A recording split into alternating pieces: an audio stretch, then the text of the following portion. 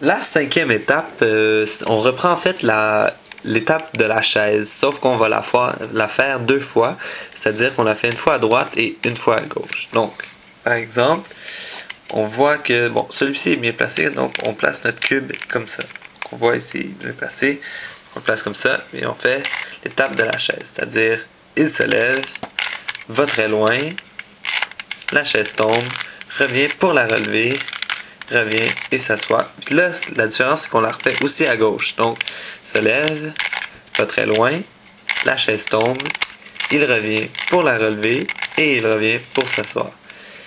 Puis là, on voit que celui-ci est pas bien placé et puis celui-ci non plus. Donc, on va tout simplement refaire l'étape parce que c'est des algorithmes, donc ça revient toujours.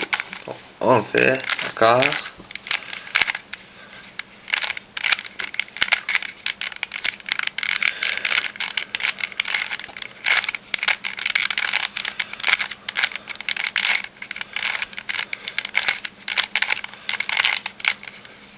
Donc là, on voit que les deux jaunes ici font face dans cette direction par là.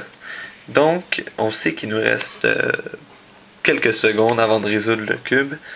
Il va encore falloir faire l'étape de la chaise et on va avoir terminé. Donc, le bonhomme se lève, va très loin, la chaise tombe, il revient pour la relever et il revient pour s'asseoir et on le fait à gauche.